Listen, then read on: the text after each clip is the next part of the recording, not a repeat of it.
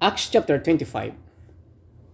3 days after arriving in province, Festus went up from Caesarea to Jerusalem, where the chief priests and the Jewish leaders appeared before him and presented the charges against Paul.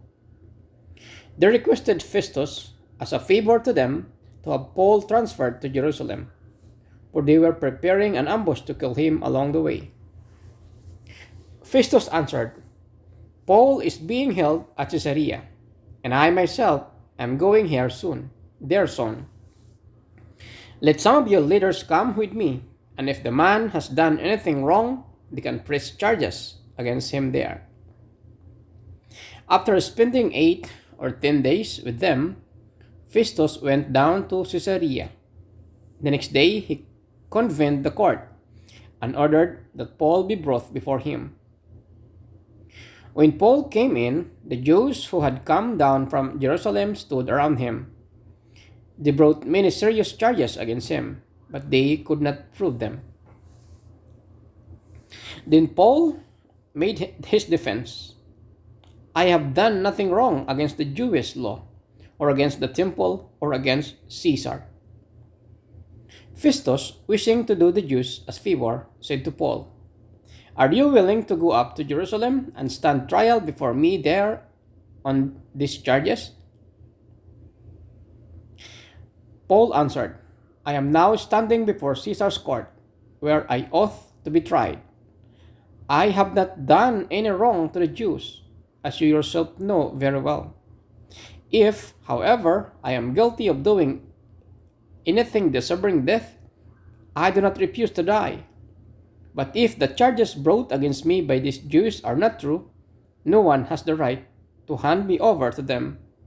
I appeal to Caesar. After Festus had conferred with his council, he declared, You have appealed to Caesar. To Caesar you will go.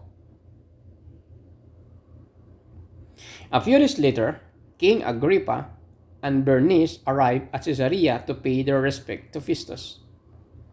Since they were spending many days there, Festus discussed Paul's case with the king. He said, There is a man here from Felix left as a prisoner.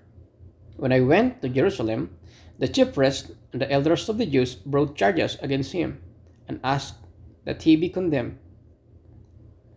I told them that it is not the Roman custom to hand over anyone before they have faced their accusers and have had opportunity to defend themselves against the charges. When they came here with me, I did not delay the case, but convened the court the next day and ordered the man to be brought in. When his accusers got up to speak, they did not charge him with any of the crimes I had expected. Instead, they had some points of dispute with him about their own religion and about a dead man named Jesus, who Paul claimed was alive. I was at loss how to investigate such matters, so I asked if he would be willing to go to Jerusalem and stand trial there on these charges. But when Paul made his appeal to be held over for the emperor's decision, I ordered him held until I could send him to Caesar. Then Agrippa said to Festus, I would like to hear this man myself. He replied, Tomorrow you will hear him. The next day, Agrippa and Bernice came with great pomp and entered the audience room with the high-ranking military officers and the prominent men of the city. At the command of Festus, Paul was brought in.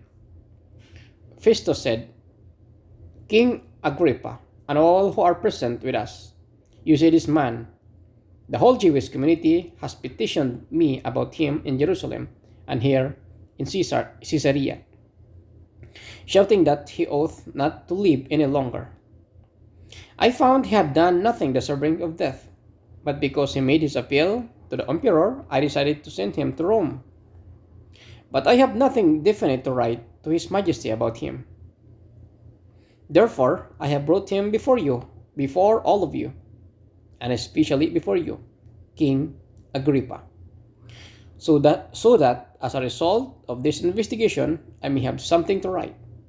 For I think it is unreasonable to send a prisoner on to Rome without specifying the charges against him.